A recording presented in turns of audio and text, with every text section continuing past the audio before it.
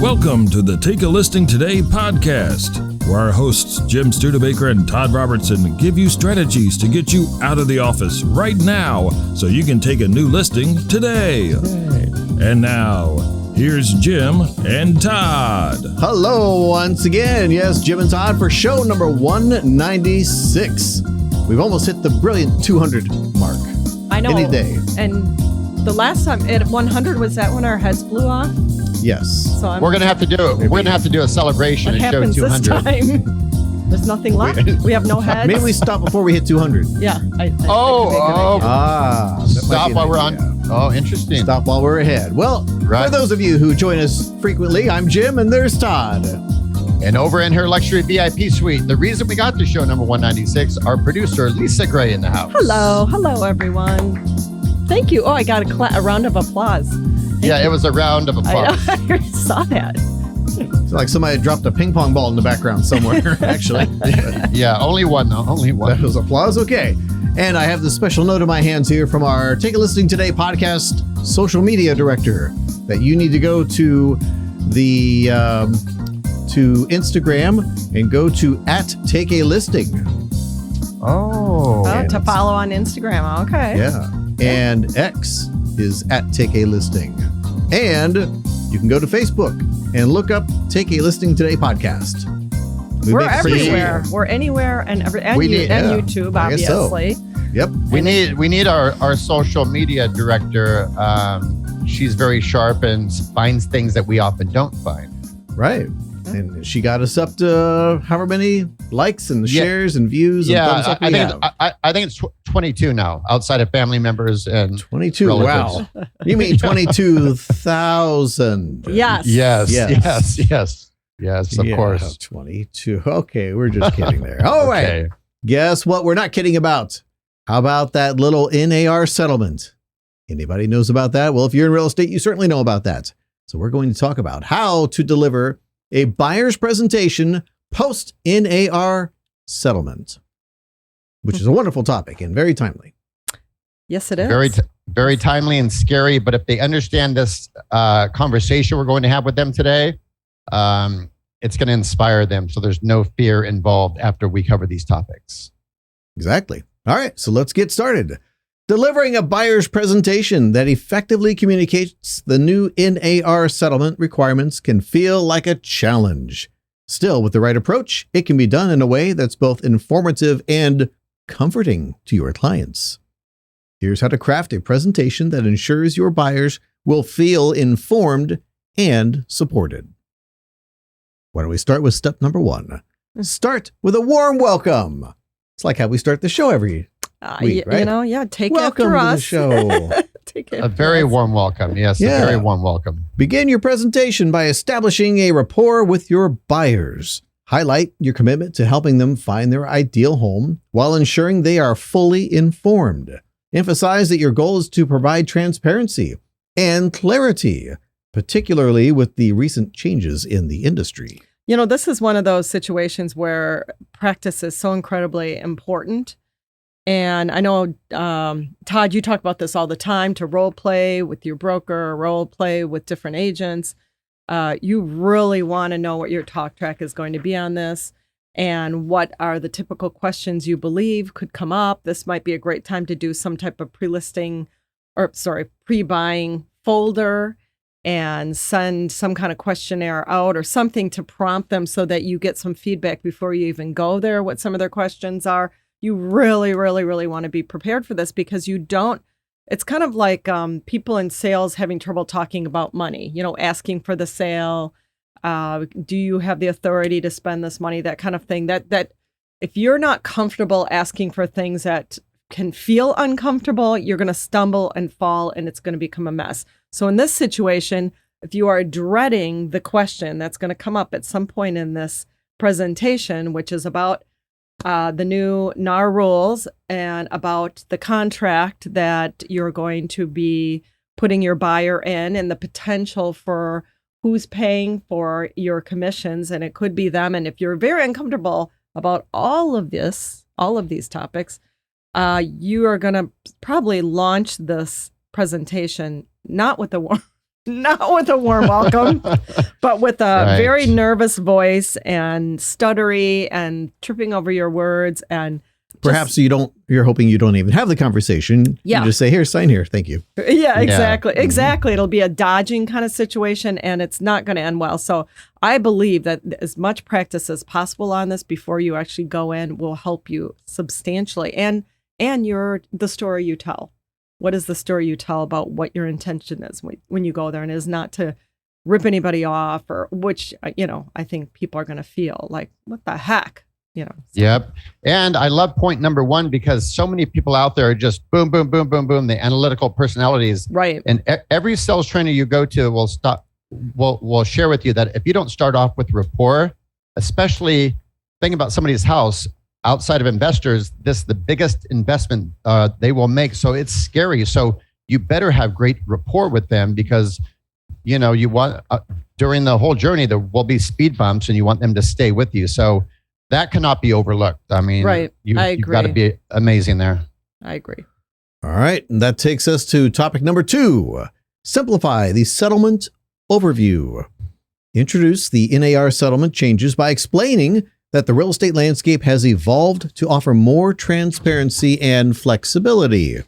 Frame the changes positively. Mention that buyers now have more control over their agent's compensation. Use simple language to describe that in the past, sellers typically covered the commission for both their agent and the buyer's agent. And clarify that now buyers can negotiate and decide how their agent is paid.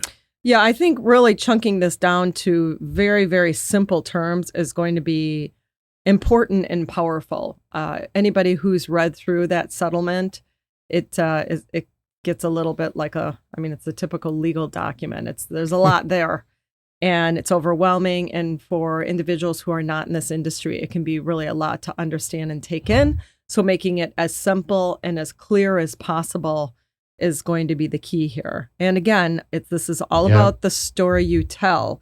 If you're telling a story that they are going to be angry when you talk about the fact that they've got to sign a contract now, or that they potentially could be involved in paying your commission, if you perceive that as the outcome, you're going to come into it with a certain type of, I don't want to say attitude, but there'll be an energy surrounding you that will not work to your advantage. So, Well, it doesn't help that the media is making it sound like real estate agents are the bad guys everywhere. Right. And have been ripping off Exactly. consumers for years and years. It's just going to feel like a new form of ripoff. I mean, Right. really is what it's going to be. So it's all about the story you tell. It's about the way you tell it. And the fact that, and I love the wording and what you just read, because it's really about empowering and creating more clarity and more transparency. This is what you want to focus on. What are the positives, any positive that you can pull from this and use the verbiage around that? Do it. Definitely do it. Exactly. And I love the simplicity of the settlement overview. And I wrote down here while you were talking layman's terms. So I'm in the midst of this. So I'm in the weeds right now on this exact topic because I'm selling 2 properties and I'm buying 2 properties. So here's what I've learned over this past month, that even though all this matters and you're a real estate agent, so you have to be tight at your game. From the buying and selling point of view, not much has changed. I just signed a new listing agreement, and so we're co-oping 3%. Obviously, commissions are negotiable, and so I'm looking at houses on this end. So really, if the realtor is sharp with their presentation, has all these points down, not much has really changed in terms of the potential buyer or seller. It's just some legalese that has to be discussed, really. Right. So exactly. Yeah. That never did have to be discussed before. So things were Right. going on behind the scenes that buyers were not aware of and sellers were not aware of. Now everybody's going to be aware of it. It's going to now feel new because of that. And yet some of these things, you're right, it's in most cases will be the same old at the end of the day. Well, and we have to talk about this. Don't let this or things like this get in the way of saying, oh my gosh, I need to learn all that. So now I need to take 2 weeks off and study. Well, no, you get paid to prospect, present, and close. So you need to study this in the morning, study this in the evening, and then still keep your game, still keep your momentum. Right. Don't let that go. Especially right now. I mean, we're in the beginning of September and we get that little bit of a dip and then it goes up. And October is usually a great month. Busy month. Yep. Yeah. So, you need to have your game on, definitely. All right. Well, lucky for you, you're watching this show, so you'll have your game on. And that takes us to number 3. Explain the written agreement requirement. Discuss the new requirement for a written agreement before touring homes. Position this as a benefit, ensuring all parties are on the same page regarding your services and your commission. Explain that this agreement will clearly outline your services. This will allow them to understand precisely what they're getting and at what cost. And reinforce that this protects their interests and helps avoid surprises later on. Mm-hmm. I love this point for a couple different reasons, because one of the complaints in the past was, realtors used to say buyers are liars, meaning I'm going to work with you. We didn't get along. We didn't find anything. I'm going to go work with another buyer. So this will sort of formalize the process. So if you're the real estate agent, now you're making it, I got to sign something. Well, okay, I'm working with you and here's why. So that's going to create loyalty. So that's actually a great thing. Loyalty, and probably weed out those not real shoppers. I think there are a lot of people that just for something to do. Well said. Yeah, would just head out for the weekend and drive a realtor crazy. Having them take them all over kickers. Like a tour of homes. Right. And they had no intention of buying anything. Probably not as likely to go for that if they've got to sign a contract. So hopefully that'll... It's a great qualifier, correct? Yeah, yep. I remember going to a seminar, Todd, maybe you did something similar. This would have been like early 90s. There was a seminar put on by somebody about buyer agency agreements and how to, if you want to work with buyers, get them to sign this so that way they're with you and you're not spending time and money and for nothing because they can just go wherever they want. Just go off and do whatever they want. Right. Yeah. Well, and I know even in this town I'm in, our broker kind of came up with something, and said, you know what, just what Lisa said, don't take buyers around and spend a whole weekend or have them sign up, fill out this form. And it was really just a form at the time that they were trying to say, so it didn't really catch on. And then the buyers knew that they could really go anywhere and throw away that agent, get another agent. But this is beautiful here. Yep. All right. Number 4, focus on the value. Transition to discussing the value you bring as their agent. Highlight your expertise, market knowledge, negotiation skills, and commitment to finding them the best home at the best price. Reassure them that although they will be directly involved in compensating you, your services are designed to save them time, money, and stress. I mean, this would be this is a great time to have a PDF, something that outlines what your value is, and have that in the folder that you could even go over it with them. A lot of people aren't aware of what a buyer's agent brings to the table. Let me go over some of the value that you have in working with me, the reason why you should be excited to get this contract signed so that you have my dedication. And that's what you'll have once you get this signed. So you make it a positive, make it exciting. I think it'd be a great time to have some type of PDF like that put together. Yeah. And so on that note here, so buyers are going to be directly involved in compensating the buyer's agent, which is true, but that doesn't necessarily mean that they're paying the buyer's agent. No, it's in the contract. They're stating that, they're definitely everything I've heard is that people selling their house still want to pay the buyer's agent half of whatever the total commission is. Yeah. Right. So I just signed a new listing contract last week. And we went over all the terms and everything. And she goes, okay, here's what we're going to do. Do you feel comfortable with this? Yes. We're going to co-op 3%. Do you feel comfortable with that? I like it. And then we're going to also put incentives. We're going to buy down interest rate, give them home warranty. So my realtor's on board 10,000% to make it easier for that buyer's agent. And the good ones with integrity and accountability, the professionals, that's what they're going to do because they just want to keep this ball moving smoothly. I think there will be a teeny bit of those rogue little dudes out there that may be up to things, where they're going to say, well, I mean, I'll take 4, I'll take 3, and then they can worry about their own thing or who knows? Or they can be manipulated maybe by a seller or the seller, because I know there's going to be sellers doing that as well, saying, I'm not paying it. That's their problem. Yep. And that's where you've got to really have your talk track as a listing agent, because the whole process is going to screech to a halt when you start messing with those numbers, and the buyer's agent and the buyer have to start worrying about where's this money coming from. It just will create a mess. You're literally going to create a mess. You know, it's kind of like the home seller that wants to way overprice their home. And there's always the agent out there that says, sure, yeah, that's fine, because they want the listing, right? They don't care. Who cares about the future? I want this listing right now. I'll deal with that later. Yeah. Always a big mess. Never works out. This is the same type of thing. If you allowed yourself to be strong-armed in this case as well, it's just going to create a mess down the road. It's not going to serve you. So, yeah. Yep. Very true. Very true. Final topic, number 5. Invite questions.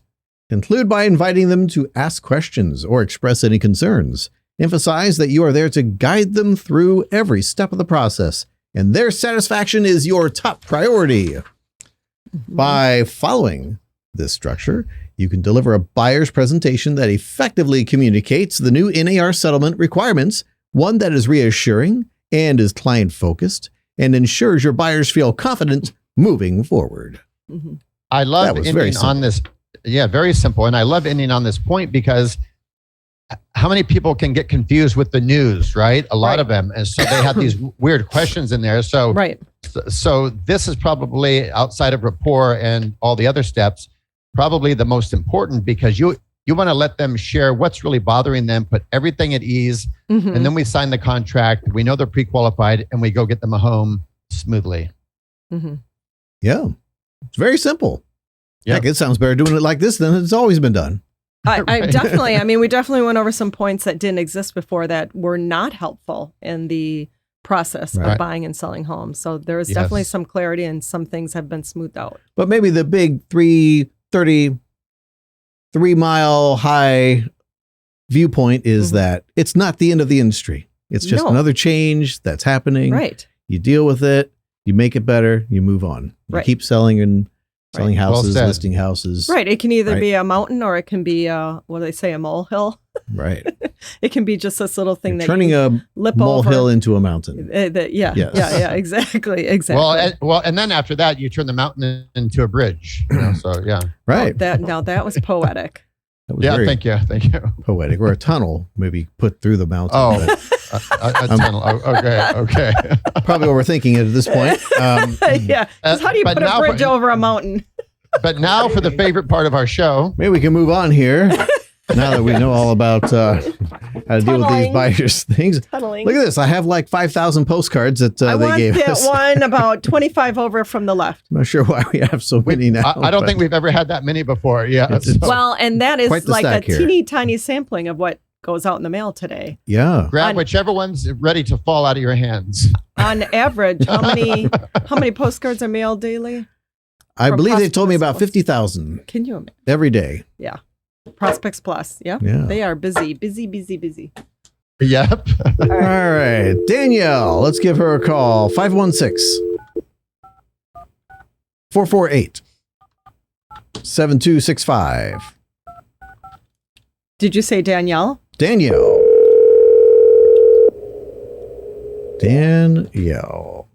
She must work Kensington Gardens because that's what the update is here. Ah, okay. All right. Hello. Hello. Is this Danielle? Who's this? This is Jim, and I'm calling you from the Take a Listing Today podcast. We're with ProspectsPLUS.com, and we're calling you because I'm holding a postcard in my hand that I believe you placed an order for. Yes, I did. Something like Kensington Gardens update. So I'm here with Lisa and Todd, and we wanted to call you and just ask you a little bit about your postcard campaign, if you have a minute to share with us. And when we're done, we would love to give you a chance to win a gift card for ProspectsPLUS.com. Okay. She's in. I love it. And also, if you'll let everybody know where you are, what city you are, and a phone number, because this goes out to over 60,000 people, and we do have referrals that have been known to happen. I am on Long Island in Suffolk County, and the city is St. James on the north shore of the island. All right. Nice. And you deal with the 55 plus market, it looks like. Seems to be predominant, yes. Okay. Wonderful. So that's a pretty active market in your area. It is. When you review a lot of your prospect marketing campaigns, and it says, if you have a lot of equity, and those folks, if they have owned their home, they have equity. Oh, there you go. Mm-hmm. That's what it's all about. Right. And it's, well, in a market that we're in, right? Very smart. Yeah. Well, what do you say we let our lovely Danielle win a $100 gift card? I think that's a wonderful idea. Danielle, could you use $100 for almost anything on ProspectsPLUS.com? Absolutely, because I would like to do another mailing. All right. Wonderful. Perfect timing. But not so fast. We have a simple podcast trivia question for you that must be answered correctly before you can win the gift card. Oh, that's not fair. Oh, of course it's fair. Yeah, I'll say yes, it's fair. And secondly, nobody said life was fair, right? Well, it's really unfair because these questions are weird, Danielle. I'm just letting you know. I'm ready. All right. Here is your question. In 2013, Dell issued a recall after customers complained that their laptops smelled like what? Okay. What year was that? 2013. Okay. All right. Was it A, marijuana, B, Jeez. Limburger cheese, Okay, that's a very specific smell. or C, cat urine? Okay, I know my guess. If 1 in 3 shot of getting this right. I don't even know what Limburg cheese smells like. I don't eat cheese. What was number 1? Oh, Marijuana. And number The 3 cheese is or cat urine. cat- Cat urine? Yeah. Oh boy. Those are odd, huh? That's odd. That's an odd question. Yes, it is. Isn't that common knowledge? Is this an odd question? I didn't realize that. Okay. This is, I did not know this. I never heard I about don't know this either. That's why I said don't pay 2000. attention to this type of stuff. I'm going to have to say C. C, which is the cat urine. It would be a terrible smell to come out of your Oh laptop. boy. Yeah, Oh boy. I'm not a fan. All right. Be good to her. Be good. Let's see cat urine. All right. That was my Hey, guess. It is cat urine. Congratulations, Todd. What do we win today? You are going to win a $100 gift card for just about anything on Prospects Plus website. Lisa will email you that today. And also, I'm sure you're already subscribed. We're going to give you some swag from the Take a Listing Today podcast. So great job on your marketing. Reach out if you need any help, and we have you covered. Thank you, Danielle. Thank you. And I wasn't going to take a call. See, there you go. $100 richer because you Yay. picked up the phone. $100 risk for me taking a call. Thank you. Thank you. Have Thank a you, great day, Danielle. Bye-bye. Bye-bye. I can't believe she said she wasn't going to take the call. Why would you take a call? I don't know. This is the question we all have. All right. But she did, and she won. That's why we spend money to send out postcards so your phone rings. That's a big postcard, too. I figured it had to be cat urine because if it was a big enough problem for a recall, it had to be a smell that most people knew the smell of. So Limburger was too obscure. Marijuana, a high segment of society wouldn't know that aroma either. So I'm like, it has to be cat urine. Process of elimination. That's what Danielle thought. She Yeah. figured the same thing. All right. Anything else pertaining to these No. buyer agreements, buyer presentations? Breathe and meditate. Breathe. If you have to, just remain calm. This is all going to be, all be okay. It'll all be okay. Nice. It's a nice little settling. Todd, any closing comments? No, outstanding topic today and a great caller, and I was happy she won. Me too. Absolutely. Well, thank you for joining us today. And as always, we'll see you again next week. Happy Labor Day. Is this on Labor Day that the show is on or after? Right It's around there. Labor Yeah, Day. yeah. Yes. So happy Labor Day. We'll see you again next week. Bye-bye. Bye, everyone. Bye-bye.